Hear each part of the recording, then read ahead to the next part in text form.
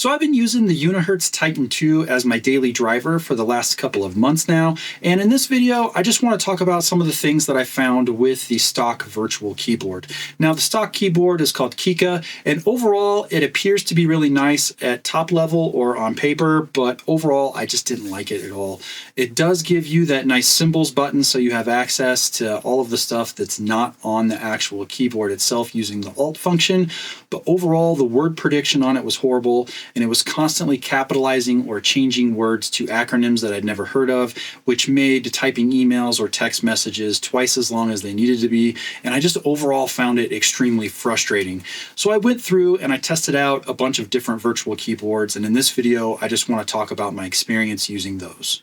Okay, so I just want to show you guys really quickly some of the differences between some of the virtual keyboards that we can put here on our Unihertz Titan 2.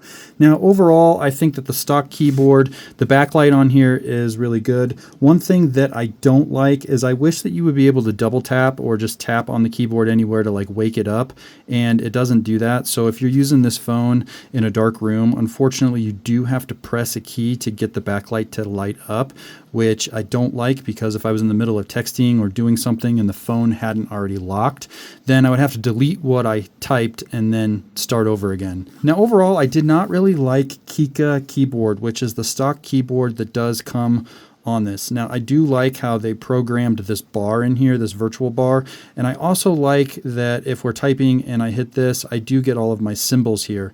But I was willing to give that up because overall, I think this keyboard just isn't cutting it. And I don't think it's going to cut it for most people, because when you actually go in here and type anything at all, you're going to have a problem with word correction, and you're going to have a problem with auto capitalization of the wrong word. And so as an example of that, if we just type the statement "hi there," and I'm going to intentionally misspell "there," you'll see that "there" is right here, and that's the word we want. But if I press spacebar, it gave me the one in the middle. And it does this all the time, where if you want the correct word or whatever word you're looking for, it doesn't matter what the word is. It's always something that you have to click on the virtual keyboard, as opposed to it being smart enough to just know that that is the word that you were looking for. I've never used capital THRE in my life to abbreviate anything. I don't even know what this is for. And so I don't know why it wouldn't just change it to the word "there." So what I did for a little workaround was I ended up switching the keyboard. Now just note that when you do that, you do lose this functionality here. You're not going to have this anymore, so you're going to have to rely solely on the symbols that are on the keyboard by using the Alt key. Now if we go ahead and we switch the keyboard, I'm going to go ahead and switch this out to Gboard. And if I do that, and then I'm going to turn this off.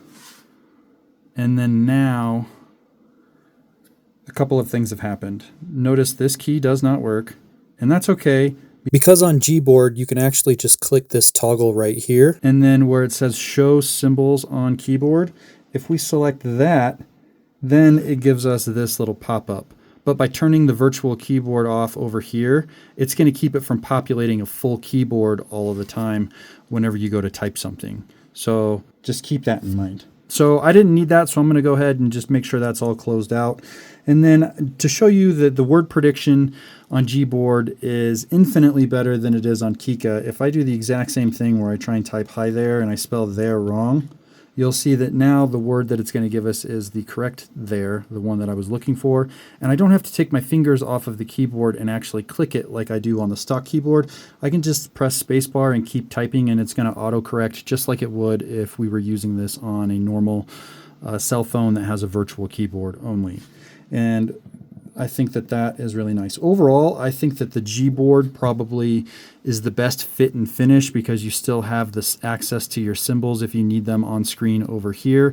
But there is one flaw using Gboard on this phone, and that is when you plug your device into Android Auto, if you have that available in your vehicle, you will see the virtual keyboard constantly. As soon as you plug this into your USB Type-C cable and that's plugged into your car, you will instantly see a full virtual keyboard keyboard that takes up 80% of the screen, and there's no way to get rid of it until you're no longer using Android Auto. Okay, so this is what I was talking about. So I have my Unihertz Titan 2 here connected to our car, and Android Auto is on.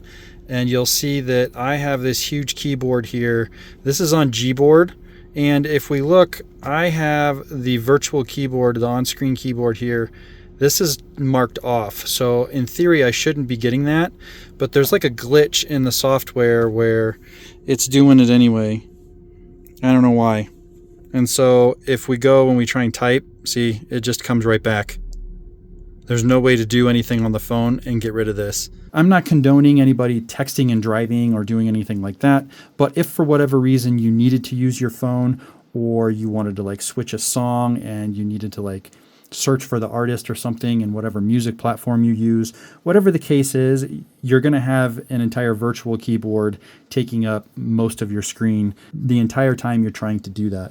And so that presents a lot of problems when you can only see like this much of the screen when you're trying to actually do something. Nonetheless, drive. So overall, that was a non-starter for me. So what I ended up doing was I also tested out Microsoft SwiftKey. And so if we go ahead and we switch that really quick, and then I'm going to make sure that I leave use on-screen keyboard turned off, you will see that we get our word prediction. So if I try and type, we still get good word prediction. If I type this wrong, it's going to pick the correct word for us. If I hit spacebar, it fixes it to there. We have a nice menu bar here for copying and pasting stuff, and you can go ahead and press this up arrow, and it gives you access to other things as well as AI if you like Microsoft Copilot. And you get a bunch of other features that are in here as well. So overall, I think this is the best one to go with, at least right now, for the Unihertz Titan 2. And so you don't have that Android Auto problem. So when we plug the device into our vehicle, we no longer get that keyboard that takes up most of the screen. But if we switch this to Microsoft SwiftKey, so if we go to Microsoft SwiftKey, and then you'll see the keyboard went away. And if I go ahead and I can type and nothing, and we're still connected to Android Auto, and there's no issues. So this is the best keyboard I found so far for the Unihertz Titan 2. Now the symbol key does not work, just like on Gboard. If I press this, it doesn't work. I've went into the settings and I've tried to remap it, and for whatever reason, it just does not. I can't get it to work. I've tried everything. If someone knows how to fix this using a different keyboard, hit me up down in the comments and let me know, and I would be happy to see if I could implement that fix action. But for now, you're kind of just restricted to using the Alt key and then the symbols that are built into the keyboard. And then if for whatever reason the symbol you need is not built into the keyboard, then you have to switch back to a different keyboard to get the symbol that you need, unfortunately.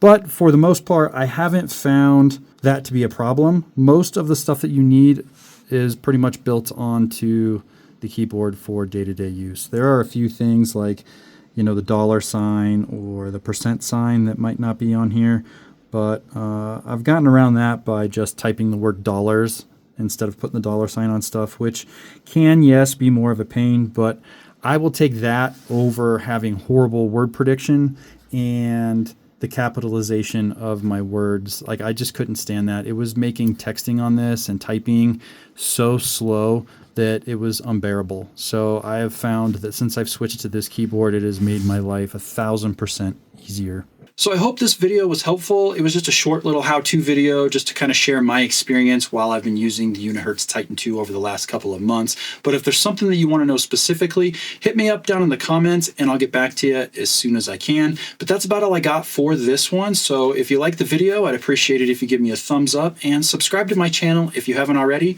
so I can see you in the next one. Peace.